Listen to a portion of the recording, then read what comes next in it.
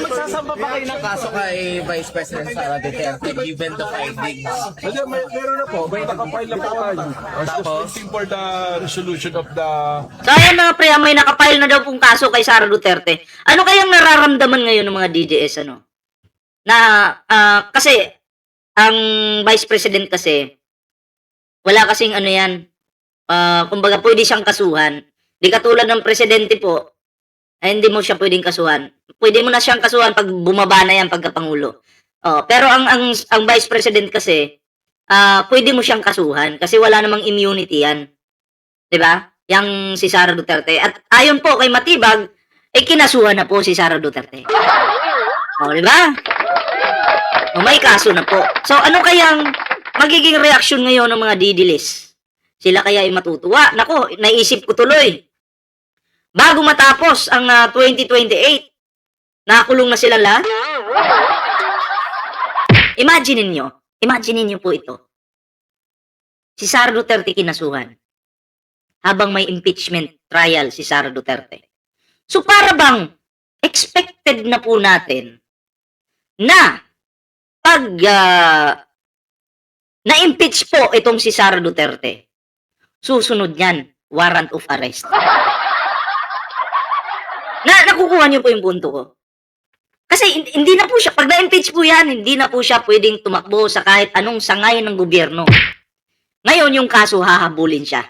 Yung warrant hahabulin siya. Feeling ko ganun mangyayari. Ha? Feeling ko ganun mangyayari. Oo, Sara Duterte. Naku, yari ka dito. Diba? Kasi naisampa na po yung kaso eh.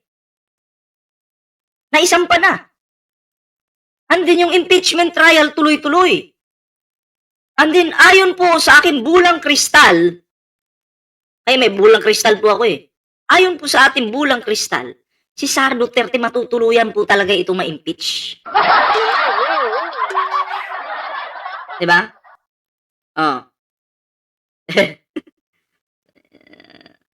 Jakita natin to, wait lang. Ayan. So, si Sara Duterte, mga pre, may paglalagyan talaga to. Lahat ng kayabangan niya ngayon, sige lang, magyabang ka lang, Sara. Pero may hangganan yung lahat. Si PBBM, patawa-tawa lang yan. Sabi niyo pa, weak leader daw yan. Sabi pa nila. Sige, magiging koleksyon ka talaga. Si Digong naging koleksyon na. Nakakulong. Kibuloy, koleksyonner. Mga nakakulong lahat ngayon, mga didiles. Parang koleksyon yan ng administrasyon na to. Kasi mga malalaking tao, pinakulong eh. Susunod na ngayon si Sara Duterte. Nako, ang saya-saya nito. Tuloy po natin. Department of So Justice. anytime po pwede natin siyang arestuhin. Pag lumabas po yung resolution niyan, ipapile po sa court. So it will depend on the... Attorney, hindi ba masyadong bad optics yung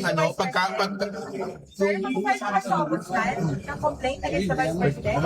ano yung, sino muna yung tanong? Kasi kayo Ipafile ng ombudsman, sir. Sa ombudsman.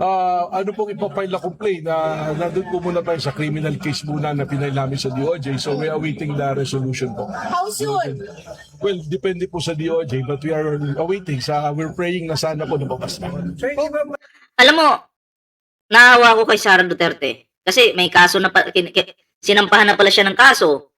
Tapos, si Las Cañas, nilaglag pa si Sara Duterte. Kasi, noong mayor po yan si Sara Duterte, ano po yan? Aprobado niya po yung tukhang sa Davao. Pansin niyo maraming namatay sa Davao City.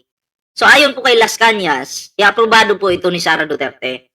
Ngayon, ayon po sa mga balita na lumalabas po sa social media, sa media, may pangalan daw po si Sara doon sa ICC. Nakalista daw. Oo. So, ano po ibig sabihin nun? Malamang, yung ICC, maghahabol din po kay Sara Duterte. Pag na-impeach po yan si Sara Duterte, wala na pong power yan. Maaari may connection, pero sa kapangyarihan, wala na po. So, maghahabol yung Pilipinas. Maghahabol yung ICC. Saan kaya tatakbo si Sara? Ha? Yari talaga dito. Alam mo, minsan yung kayabangan, wala talagang wala talagang naidudulot na maganda. Minsan ipapahama ka pa. Ang problema kasi kay Sara Duterte, ang yabang po talaga, no? Oo, ang yabang. Akala mo, untouchable, no? Hindi po nag-iisip ang Vice President. Matagal na masyado bago maglabas ng resolution ni DOJ since last year pa na-file yung complaint, sir. Well, may procedure po sila and I cannot speak for their procedure. Ano po? So, ay, attorney, hindi mo ba bad optics or bad optics yung baka makasuwa rin makulong si Vice President Sara Duterte? Sa Makukulong talaga yan sa tamang panahon. That is a political question that I rather not answer. Anong tanong ng reporter? Procedure. Ano po? so, ay, attorney, hindi mo Ito may tanong reporter. ba bad optics or bad optics yung baka makasuwa rin makulong si Vice President Sara Duterte sa kanyang mga support? That is a Well, ang mga supporter, pag kinasuhan, may kaso na nga, di ba, sabi ni Matibag. Pag nakulong si Sara Duterte, yung mga supporter, magwawala-wala lang naman yan sa sasabihin lang naman mga supporter. Pag kinuha nyo yan si Sara sa amin, dadanak ang dugo. Makikita nyo pa ang hindi nyo makikita. Ganyan lang yan mga yan. Pero pag nahuli na kinulong na yan, wala na. Parang kibuloy digong lang yan. Ha? Na maiingay sa social media, sa mga rally, pero wala pong magagawa yung mga yan. 'Di ba? At nakaka-excite yun yung makita nating makulong si Sara sa tamang panahon. Pag nangyari na talaga yan, no? Ako'y excited din. political question that I rather not answer. Pasensya na po. Ano po? Gano'n po diba yung mga ebidensya natin na against VP Sara for her to be arrested? Wala pa po tayo sa arrested. Yung kailangan po muna. Yung DDS yung nagtatanong eh. DDS na buha ka ng inang reporter yun kung sino man yun. Oh. 'Di ba? Oh, wala pang ang usapang aresto, nagkaso pa lang. 'Di ba? Nagkaso pa lang po. Huwag niyo munang pag-usapan yung arrested. Hindi pa naman pinapa-aresto si Sara. 'Di ba? Kinasuhan pa lang. Oh, yung tanong na 'yon, ano mo na lang, no? Itago mo muna. Para pag pinaaresto na si Sara Duterte, pwede mo nang itanong 'yan. Ha? Oh. Ano sila parang yung mga tanong na 'yon, parang gustong masira, gusto nilang sirain si Matibag para mapasama sa publiko. 'Di ba? Wala pa namang aresto, wala pa namang sinasabing pinapa-aresto si Sara, 'di ba? Oh, ang pinag-uusapan pa lang po dito, may kaso. 'Yun. Yung reporter na 'yon, I think 'yun yung sinupalpal ni Sandro Marcos eh. Kasi ang tanga-tanga magtanong eh. 'Di ba? Bagay sa kanya yung New Year niya. Na may resolution po yung Department of Justice.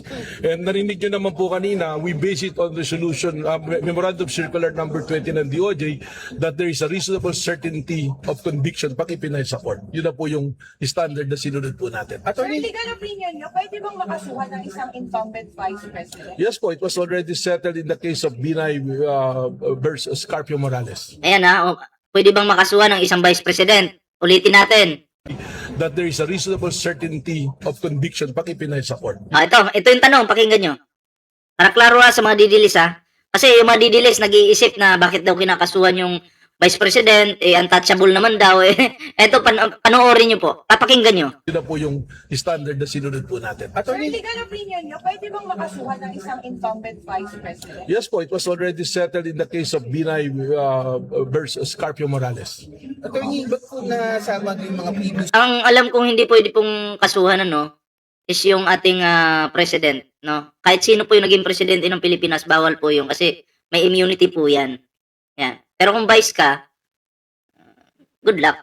press conference ni Vice President Sara Duterte para doon sa kung sa threats niya kay Well, those are all considered kasi sabi ko nga kanina, it's confluence of events. Lahat yan, it's not an ordinary threat. Titignan mo yung pattern of behavior po. Kaya kasama ko yan. Attorney, sino po yung binabanggit niyo na meron na kayong...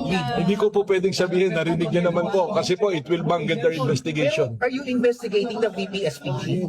Hindi po particularly BTSPG, pero sinasabi ko po rito, we are already identified the individuals. Pero member ng AFP. Well, sinasabi ko nga po, merong mga member dyan ng AP, merong hindi. Pero wag nyo na pong pilitin na i-detalye natin dahil may investigation po. It's an open investigation case. Ano po? Mga ilan po yun? Hindi ko rin po pwedeng sabihin. Pasensya. Ang kulit. Ang kulit ng ano na yun ang kulit ng reporter na yun Sabi ko nga sa inyo, yung reporter po na yun, yun yung ang tawag dito, yung bastos. O bastos magtanong, Kahit nga si Yussi Claire, binabastos nun eh, no? So, yun. Good luck. Good luck kay Sara Duterte, no? Oh, good luck sa kanyang karir, no? Mukhang pabagsak yung karir ni Sara, no? Kaya, mukhang yung pangarap niyang maging presidente, parang mapupunta siya sa kulungan eh. Oh. Iniisip ko nga mga pre, no? Vice President ka, tapos may impeach ka, tapos mawawarrant ka, may ICC pa. Sikat ka talaga, Sara. Dami naghahabol sa'yo. Sikat na sikat, si Inday. Ang daming naghahabol. Kung naging mag-ayos ka lang sana, naging mabait ka, naging matino ka, wala sanang problema. 'Di ba? Total pinasok mo yan, panindigan mo na, Sara. Todo mo na yung kayabangan mo. Diba? Eto pa mga pre. Idugtong po natin ito. Itong bayaran na to. Itong bayaran na to. Idugtong po natin. Pakinggan po natin yung kanyang mga banat dito. Isa-isahin po natin, ha. May tama din itong abogadong to, no? Mantakin mo, isa kang witness sa isang kaso o sa particular na pagkakataon nito, impeachment. Tapos sasabihin mo, oo, sa tingin ko may hinire na si VP Sara Duterte na papatay kay Marcos. Nung tinanong ka kung may personal knowledge ka, wala. Anong tawag mo dun? Strategy kasi yan. 'Di ba? Hindi mo naman ako bilang isang halimbawa lang, ako yung witness diyan. Tatanungin ako ng ganyan.